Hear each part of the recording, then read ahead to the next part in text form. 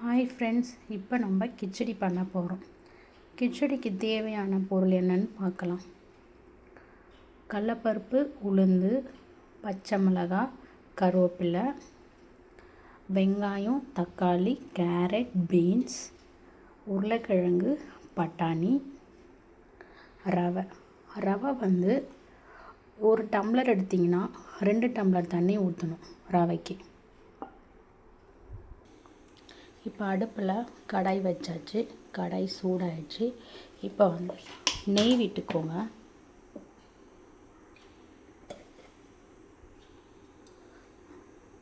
கொஞ்சமாக நெய் விட்டுட்டு நெய் சூடாயிடுச்சு. இப்போ நம்ம எடுத்து வச்சுருக்க ரவையை வந்து நெய்யில் போட்டு வறுத்து எடுத்துக்கலாம்.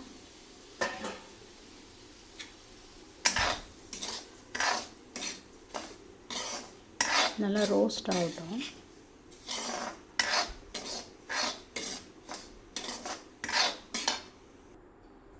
இப்போ கடாய் வச்சுட்டு தேவையான எண்ணெய் ஊற்றிக்கோங்க.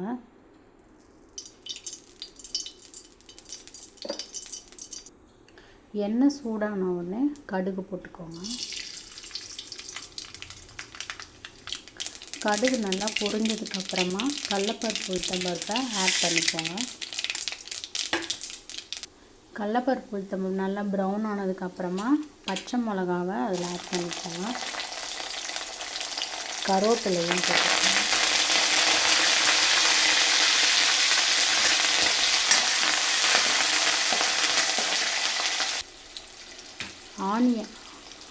ஆனியனை ஆட் பண்ணிக்கோங்க.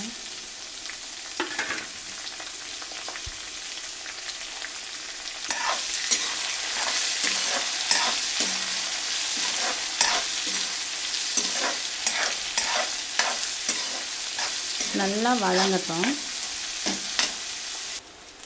ஆனியன் நல்லா வதங்கிடுச்சு. தக்காளி ஆட் பண்ணிக்கோங்க.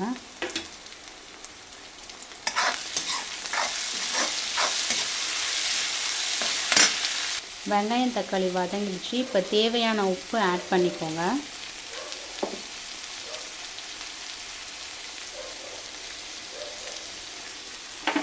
மஞ்சள்தூள் ஆட் பண்ணிக்கோங்க.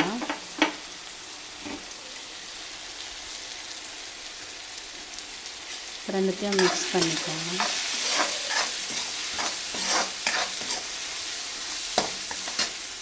தக்காளி வதங்கிடுச்சு. இப்போ கேரட் பீன்ஸ் போட்டுக்கலாம்.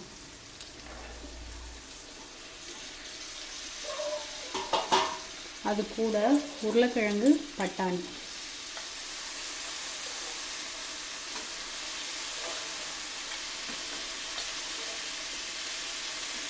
போட்டு மிக்ஸ் பண்ணிக்கோங்க.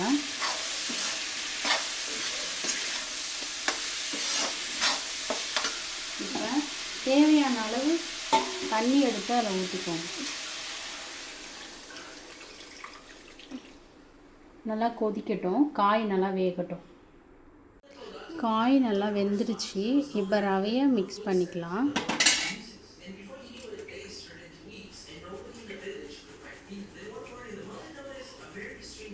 ரவை வந்து கொஞ்சம் கொஞ்சமாக போடுங்க, ஏன்னா கட்டியாகிடும். கொஞ்சம் கொஞ்சமாக போட்டு மிக்ஸ் பண்ணிக்கோங்க.